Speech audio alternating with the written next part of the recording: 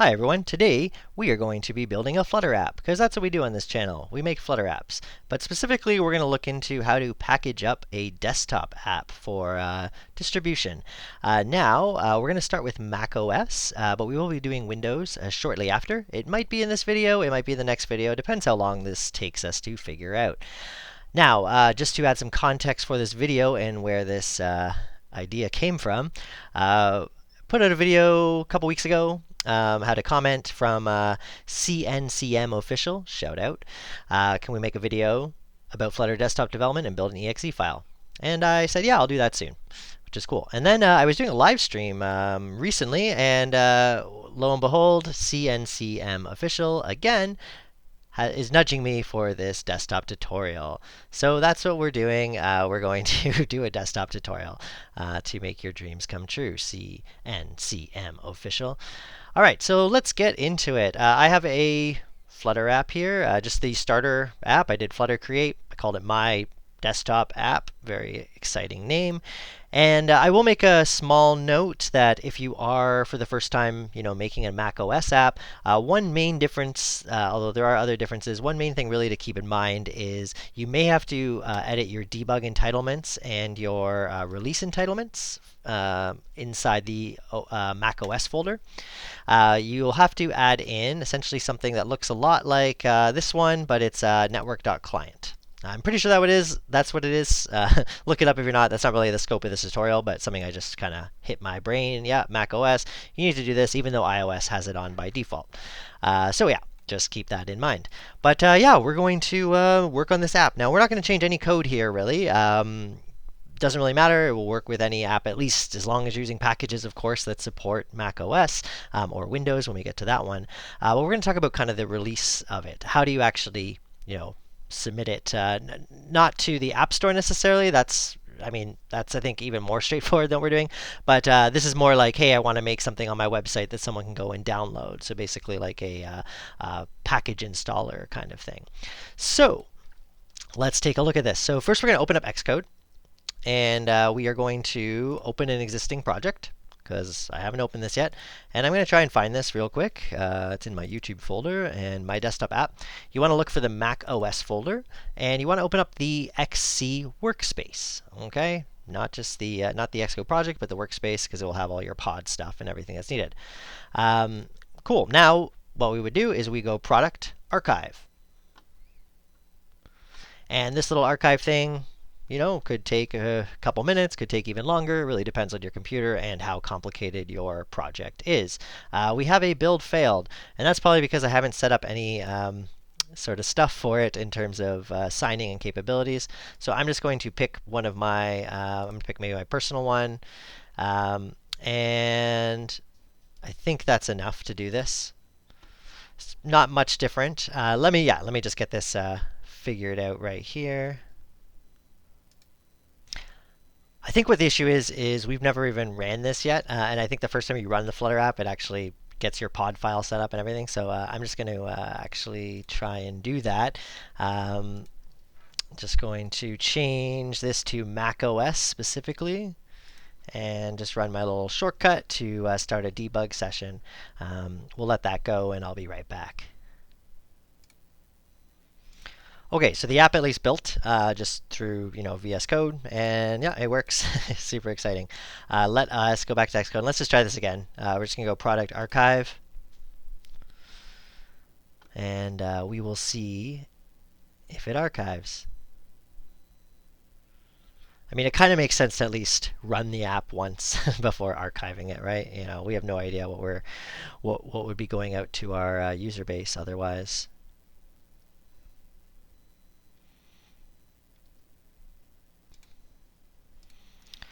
All right, there we have it. So it opened up the your sort of like organizer. Now, say you close this by accident, just a little heads up. You can get to it by going Window and then the organizer, like that. There it is. So this will be all of my archives for this particular app, and you can kind of go through all your apps and be like, boom, go between them. Cool. And we're going to click Distribute App. Now, if we were just putting this in the App Store, we would choose App Store Connect, but you would have to set up your configuration and stuff for that properly, which right now is out of the scope of this tutorial. I'm not really trying to show how to release it on the App Store, just trying to show how do you actually get like an exe per se. So we're going to do custom, and we're going to go to copy app. And here, I'm going to put it in sort of my root Flutter project, and then just make a folder called like exports or something. And I'm just going to call it runner. This will be the name of the folder that it's in. You can call it whatever you want, really. All right, cool. So now we have that. Now if we look at it, oops, let's go back here. And we should have a folder called exports. And there's runner right there. Let's reveal in Finder just to see what this really is. You'll see it's this like folder, and then there it is, my desktop app. Now, this, I mean, technically is something you could give to someone. They could open it. Now you will get into warning issues here because it hasn't been like notarized or signed properly with keys, and that's why I did the right click and open just to kind of allow me to have this open anyway. But look, it works. We have a macOS app, but this probably isn't what you'd want to put on your website, right? You're probably going to want to have like, usually it's like a DMG, right? It's something that then you can do an install and get it into your applications folder. So let's take a look how we could do that. And with this, we're going to use a package. It's not actually even a Dart package. It's built in JavaScript, and it's called appdmg. So let's just go off and find that appdmg. It's an npm package. So you will need Node installed and all that kind of stuff. But basically how it works, you would install this globally, which I already have installed, but you just run this, assuming you have Node. If you don't have Node, search how to install Node. And then you basically are going to run the appdmg command in your terminal with a path to your configuration file, and then a path to what we just exported. Okay, so let's make a configuration file. Let's actually just put it right in the root of our project. You can organize it however you want, and let's just call it, what is a good name? Let's just call it like installer_config.json. It is just a JSON file. Okay. And what we're going to do, now you can get this from the documentation. I don't have this memorized or anything. I just have an example. But we're going to give it a title. And let's just call it like my desktop app installer. This is the title of like the installer itself, not your actual app. Icon. Right here, we can actually just do something like app icon.icns. We'll see that in a little bit. Background, this is where we can actually choose like a background image, which is kind of cool. And now that I'm thinking about this, maybe we will actually make a new folder just called, let's call it like DMG or something. And I'm going to put this in here just to kind of keep this stuff, kind of nice and organized. And then because it's in this DMG thing, we'll just call it config.json. Background, we do a path to our background, which I'll do in a bit. Background color, just like that. We can do number 000, or let's do BADA55, little badass right there. And we can also do some configuration to the window. Not windows, but window. And this is, where how big it's going to be and stuff. So we can actually give it a size property. Size. And we need to have a width. Let's just do, 600. And let's have a height. These might be way too big. 490 or something. Then we don't need that. After the window key, we're going to have contents. And this is arguably the most important part. This is actually the things that will be bundled within this folder, more or less. And what's kind of cool is you can set, when this thing opens up, where these different icons are and all that kind of stuff. So first of all, let us, and I'll just put these ones in like this. If this isn't making sense right now, it will, but this is essentially saying, hey, we're going to have a little link to the applications folder on the user's computer. This is one of those like, I'm going to drag and drop this installer, and you've seen them before if you're on Mac. And then let's copy that again, and we're going to put one at 20 and 130, and this will not be a link, this will be a file. And essentially, this will be a path to our DMG. So I'm just going to go .. to actually go to our exports folder. Again, you can organize this however you want. And then we're going to go inside the runner folder. And then we're actually going to, I'm just going to go rename this. I'm not actually going to rename it. I'm just using it to easily copy and paste it. And we will choose my desktop app. OK. Cool. All right. Awesome. Let us try that. I'm going to get rid of background. Maybe if we have time, we'll take a look at that. And then for icons, how does this work again?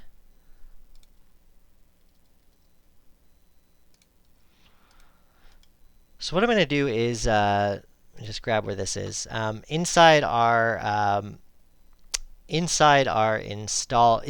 the thing we exported, there's actually an app icon.icons. This is just going to be the base, the default Flutter one. And I'm going to reveal this in Finder, just so we actually have something to work with here. And we're actually going to copy and put this in our DMG folder next to our config.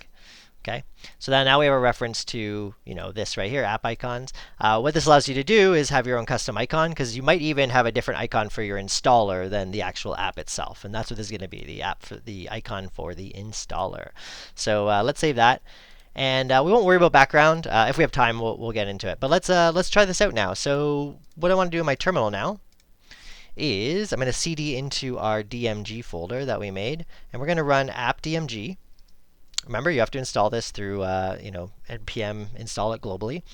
And I believe we have to pass to the config file. And then we need to have a reference to where our actual application is that's going to be packaged up.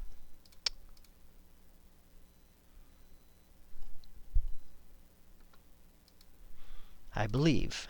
I believe that's how this works. It's been a bit.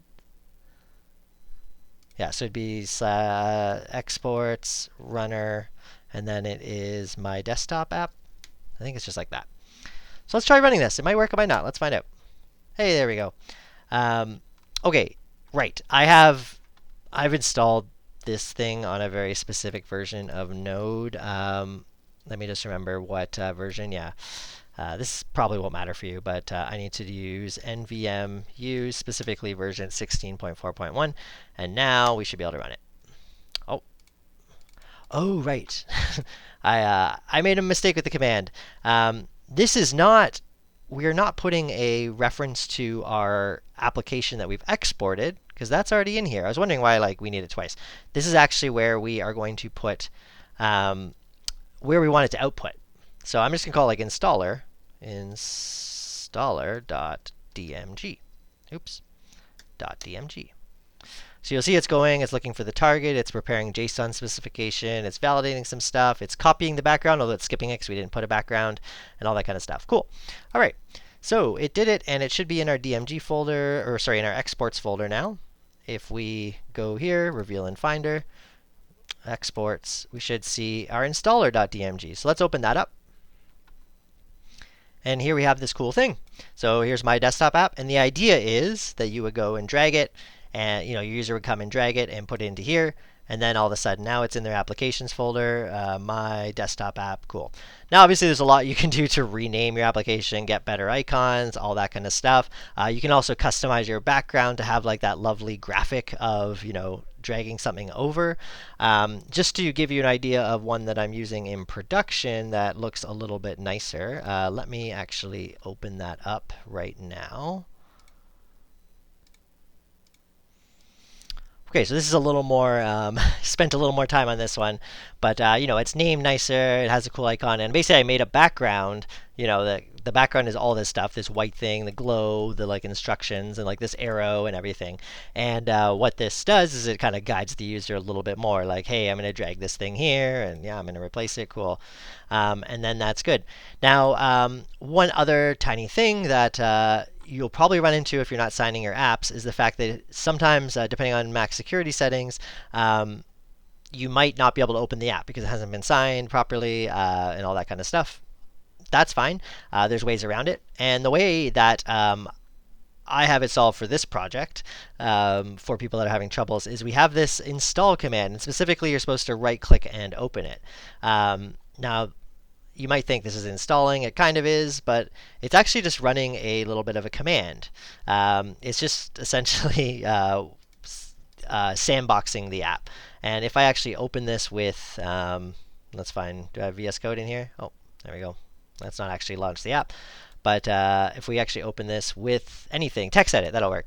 All it is actually a terminal command. It's using this this built-in. I don't care. I just want to zoom it, man. I just want to zoom it. Okay, there we go. So it's just running this terminal command here.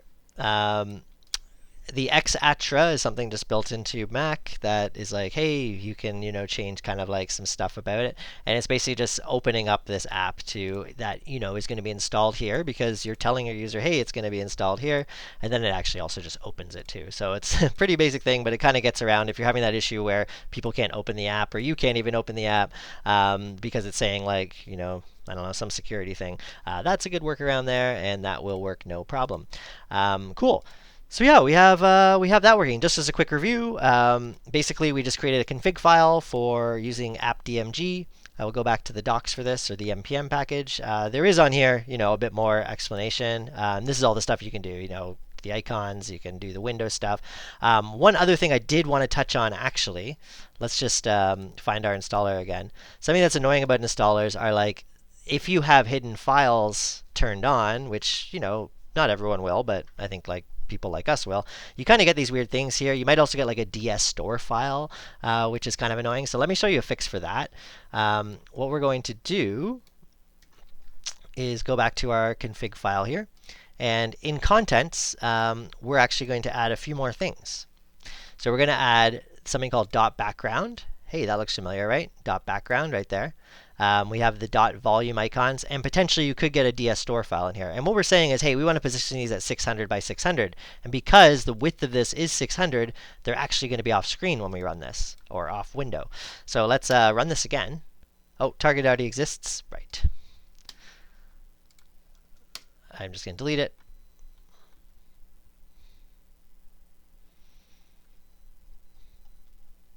And if we now open up our installer, our new version of it, you'll see, look, they're gone. They're gone. They're nowhere to be found. But check this out. Wait, there they are. They're down there at 600 by 600. We found them. But yeah, that just looks cleaner, right? You don't have those sort of weird things going on. So just fun pro tip. Cool. All right. That wraps it for the Mac one. Let's do Windows next. And seeing that we're around 17 minutes, unless I am able to edit this down a bit, I'm actually going to do the Windows one in the next video. Just keep this a little bit shorter, and so that people who just want to do Windows don't have to watch all my stuff about macOS. So see you in the next one if you're interested in Windows. Thanks for watching, and see you again.